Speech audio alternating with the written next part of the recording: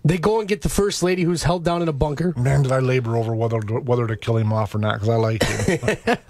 I think it was needed. I really do. He was a socialist, by the way, that converted. Yeah, we'll get to that. So, I think I do believe you needed to have him assassinated. To where the story went, the way you and it had to, because when Miles met with the first lady and they weren't going to back down, and she explained to him, your fight with the TSA right now is nothing compared to what's going to happen with the GSA. They will nuke you. They will come after you. You'll have 10 million boots on the ground. China will kill you. They don't care, like you are a fly. And Miles said, I don't understand how to back down.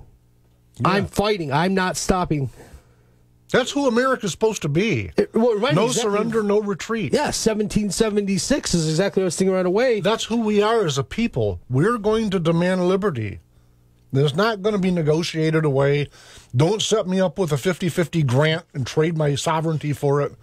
That's not what America was founded on. Do you think we still have that?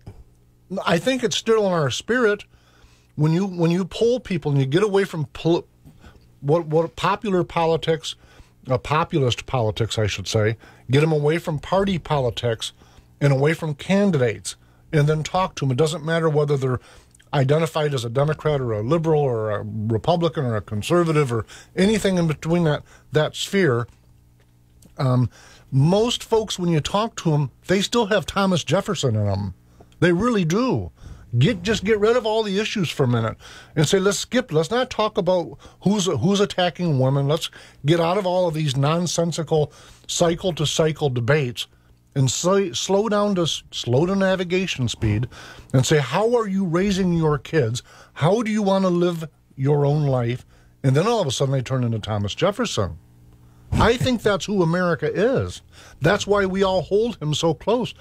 The Democrat Party, up until recently, embraced Thomas Jefferson. I embraced Thomas Jefferson, and I have almost nothing in common with the Democrat Party. I say it because I think it's foundational. I think the human nature to embrace liberty and personal sovereignty, there's a catch term, I get in trouble every time I use it. Those things are critical to the human spirit. That's what I think, and that's what I try to write. What was interesting on how you could tell all those things you're saying, and that Miles wouldn't give up, and then eventually he's on the phone with Mao, who's in charge of China, which I thought was ironic. Again, 40s, 50s. We got Mao in the picture again. Yeah, it's not. His name wasn't actually Mao. That was only one. And listen, coming up with the names. And by the way, speaking of names, naming all of these characters was one of the greatest challenges of the story. It really was. It was like naming your kids again. And there's a lot of characters and some key people, but there's a lot of characters. Coming up with names for folks from languages that I don't do, I did a lot of research on it. I can't pronounce the names, but they mean something in their cultures. Okay, and in this case, it wasn't Mao. That was one of the name was about 30 letters long. Yeah, that's the only word I could pronounce. That's why I'm saying that. Yeah, but listen, and the point wasn't even to bring him up.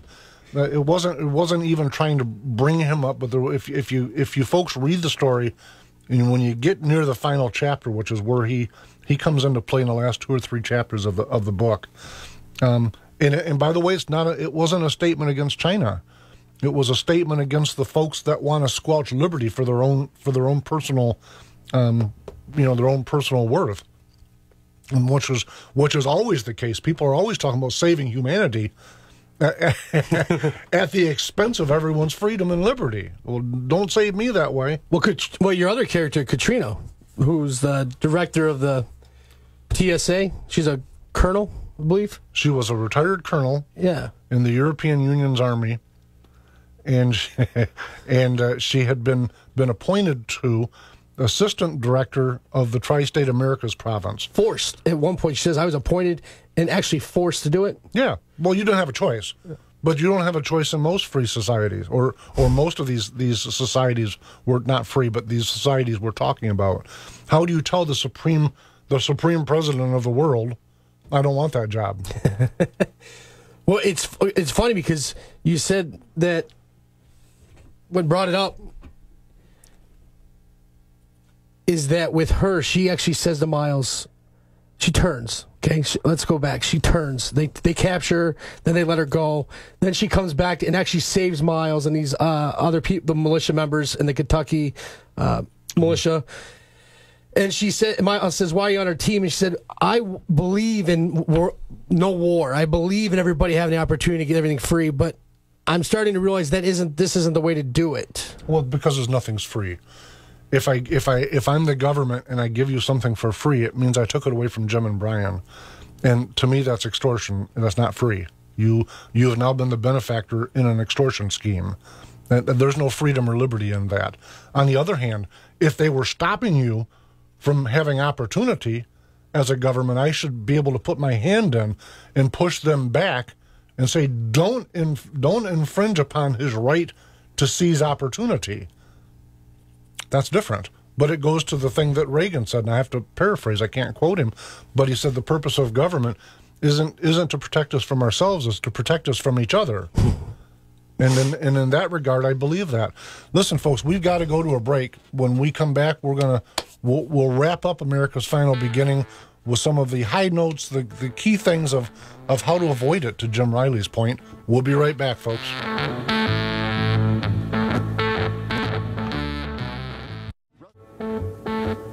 And now back to the Mike Hewitt Show, brought to you by RenegadeRiver.com and your host, Mike Hewitt. Listen, normally we'd be finishing the show today with the Enigma report, but Jim Riley said something that was fascinating because he was exactly right. We kind of are doing the Enigma report right now because the enigma is that America it's got some trouble and doesn't feel like a lot of folks are engaged and understand it. Was that kind of your point, Jim? Well, exactly. That's an enigma. It really is. The enigma, which is the name of your report, where you highlight an enigma. But right now, the enigma is that very few people on the left or the right disagree with the fact that we are headed off a cliff. The enigma is that no one seems to be able to stop the bus from doing a leap into the abyss. So throughout the show, Jim, a couple different times, you and I have real lightly bantered back a little bit on what's the cure. Is there a cure? And one of the things I wanted to make sure that I did today, as I've done several times on the show in the past, is to quote President Lincoln. And I think this is the cure for the folks listening that agree that there's an issue. In asking themselves, is there a way to stop it? I don't know that our generation can stop it, but I do know for it to be stopped, we've got to draw a line in the sand and start looking forward with the generations to come. When I said early on in the first segment that this is a 100-year battle that we're losing, it didn't start with Obama. Everyone wants to point at Obama. He's a symptom, like I said. This is over 100 years of growth towards this problem, especially when you look at spending and so forth in America. But listen, Lincoln said the philosophy of the classroom today will be the philosophy of government tomorrow. And I've said this often on this show, this quote, and I paraphrased those times when I didn't have it in front of me. President Lincoln was exactly right, and it's how we've gotten to where we're at. The problem with it is that the folks right now in our world, we've become very disengaged in our families. And in fact, we did entire episodes before talking about how you'll go to a Russ's restaurant or Jim Bob's restaurant, just somebody's restaurant. You'll see mom and dad and two kids, and all four of them have got an iPhone or an iPad, and they're chatting, talking, or doing Facebook or whatever. They're not engaged with each other. I say that because nobody seems to really be paying attention to the curriculum. We all argue over Common Core, but we're not actually saying, no, we won't allow it again. Enough. Nobody's actually doing that. I know that there's 4 or 5 or 10 people in Michigan that are really doing a stellar job of trying to engage the process. But listen, it's the people. It's regular people in all of the little towns across America that are saying, yes, I dislike that a lot. Okay, Sally, go to school now. And nothing's happening except for we're getting closer and closer to the edge with each generation. And I'm not attacking teachers, by the way. I think there's 2 rails on this that this train needs. There's parenting and there's teaching. And unless we can get a good solid grip on the American family and take control of our schools again, get them out of the hands of the federal government, in fact, get them out of the hands of the folks in Lansing and get them back to local school boards where I can go. When I was raising my daughters, where I could have gone to the local school board and actually talk to people who are in control of the curriculums, rather than having the curriculum being controlled by somebody hundreds of miles or different states. These are the things we've got to engage to make it so that America's final beginning stays fiction. Well, let me just add one point which makes me not feel optimistic, and that is that it does not take a majority. It doesn't take 90%. It doesn't even take, in most cases, 40% of the population to move the culture and the society. It takes a small, vocal, very small minority to make change, be it good or bad. And one of the problems that we have today in society, and we're seeing it right now in just overnight in Ferguson, Missouri, and that is that we have young men and young women being brought up in totally dysfunctional families. Matter of fact, if you're a young girl, young woman, and you get married, in many cases you lose many of the benefits that the government provides. So we are encouraging by awarding to a young woman who gets pregnant and has a child, we are awarding that woman a lifestyle, a financial lifestyle. We are certainly, there is no cultural disdain for having a child that you can't provide for, and then of course the money keeps rolling in. As long as we keep subsidizing and encouraging families that are dysfunctional, we will continue to produce human beings, adults who are dysfunctional. This is easily fixed if you just stop providing the incentive to do the wrong thing. Very few people even will talk about it politics-wise, but we grew up, those of us who are on the older side, remember that there were places to go, and certainly can read about it, if you didn't have, if you were an unwed mother, for instance, you could go to a home where you would learn parenting skills, you'd get an education, your child would be well-fed and things of that sort. Now we don't do this. Now we just give them checks. And we see, one of the real earmarks is take a look at young children today and who are in the ghetto, in these dysfunctional families. One of the worst things that happens to them, their teeth are falling out because instead of getting nutritious food, they're getting fruit juice and pop as little 2 and 3 and 4 year olds, and no dental care, and none whatsoever. Yeah, it's really a shame. But when you think back to that 1916 quote from President Harding about we must have a citizenship less concerned about what government can do for it. When you look at the numbers that he was talking about, he would be aghast, absolutely flabbergasted to see where we've got almost 50% of the American babies being born to unwed mothers.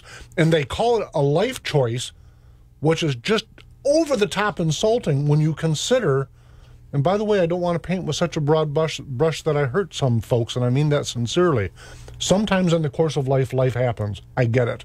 But when you have a society where almost 50% of the babies are just the result of life happens. Well, in cities like Detroit, it's in many cases that's 90%. It's in the 80s. It absolutely is. And when you look at the stats that are the result of single parenthood, by the way, I'm not being a hypocrite. I was a single parent. I get it. But when I look at the stats for incarceration stats, the numbers of persons it's 60, 70, and 80% of those things that we consider negative in society that stem from not having proper role models growing up. Drug use, runaway, prostitution, incarceration, alcoholism, sexual deviations. These things are just over the top the result of what the uber left in mass media and popular culture say. Mike, slow down. It's just a life choice. It's destroying the fabric of America. Well, it's not a life choice if, in fact, you cannot sustain it. See, that's the issue. If your life you can make your own choice, but if you're going to force someone else, or in this case, society in general, to pay for your life choice, well, then perhaps there ought to be some brakes on the incentivizing that particular decision. My sister Brenda Brown, she's on Facebook, and the other day she puts one of those memes. Is that what you call them? Meme. Huh? Just a meme. Meme, whatever it is. Puts it on her Facebook page, and I can't quote it. Doesn't matter. But the moral of it was opposing the concept that food stamps can be used in commercial restaurants. And I'm writing, they can? I didn't know that. And you know what? They can. I'm going, holy mackerel. So I work, and sometimes, in fact, I work a lot of hours. I'm not whining. That's who I am. I work a lot of hours, and sometimes I don't have the do-re-mi to go to dinner.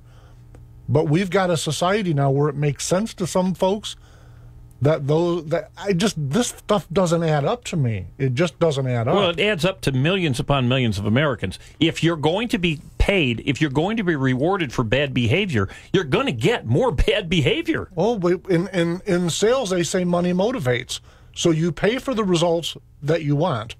A manager, a sales manager, as an example, the owner of a company that sells something, looks to his or her pay structure and says, I want my salespeople to pay to create production. So I'm going to take a pay structure and use that structure to motivate the activities that I want them to do. And it goes to your point, Jim.